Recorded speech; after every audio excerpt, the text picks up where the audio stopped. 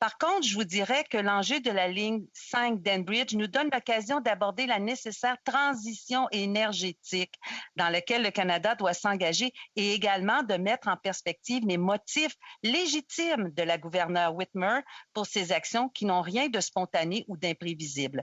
Le problème à l'origine du débat sur la ligne 5 d'Enbridge en demeure un de sécurité environnementale.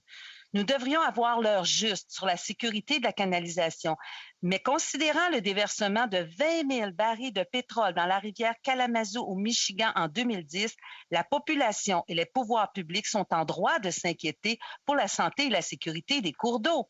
La gouverneure du Michigan, Gretchen Whitmer, reproche à l'entreprise d'avoir violé plusieurs fois les critères du droit de passage et de ne pas en faire assez pour protéger les Grands Lacs, contrairement peut-être à ce que le ministre des Ressources naturelles nous disait tantôt à propos de cette compagnie. Alors, ce que la gouverneure dit, elle dit « Enbridge a régulièrement refusé de prendre des mesures pour protéger nos Grands Lacs et les millions d'Américains qui dépendent d'eux pour leur accès à de l'eau potable et de bons emplois. Ils ont ignoré à maintes reprises les termes de la servitude de 1953 en ignorant les problèmes structurels qui mettent nos Grands Lacs et nos familles en danger. » Eh bien voilà. Les doléances des intervenants américains ne datent donc pas d'hier. D'ailleurs, les préoccupations de l'État du Michigan sont antérieures à Mme Whitmer. C'est juste qu'elle, elle a décidé d'agir. Forcément, ça génère du mécontentement, des inquiétudes. Ça force cette société pétrolière à revoir ses priorités parce que soudainement, il y a une fin de non-recevoir, une limite qui a été franchie par la compagnie.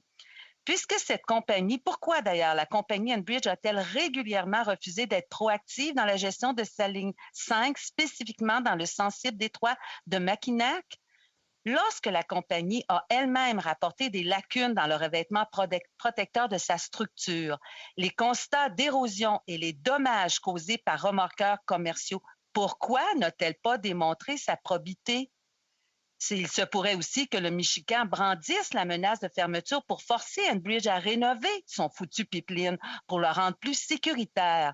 La compagnie, n'ayant pas envie de faire cette dépense, eh bien, elle utilise tous les outils à sa disposition, incluant le lobbyisme des politiciens. Le ras-le-bol de la gouverneure du Michigan, c'était écrit dans le ciel et depuis longtemps. Entre 1996 et 2014, la compagnie Enbridge a été responsable de 1276 déversements, totalisant presque 10 millions de gallons d'hydrocarbures liquides, tant aux États-Unis qu'au Canada.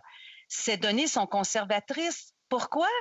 Parce qu'elles sont fournies par Enbridge elle-même. Mais ne les cherchez pas sur le site de la société. Elles y étaient à une époque et elles ont été retirées. Les documents consultés, fort bien référencés, dénotent un autre point préoccupant, celui de la puissance de cette industrie devant les organismes de réglementation canadiens.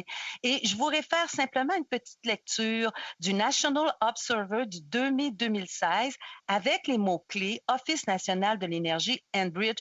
Vous allez voir, vous allez en apprendre, c'est édifiant.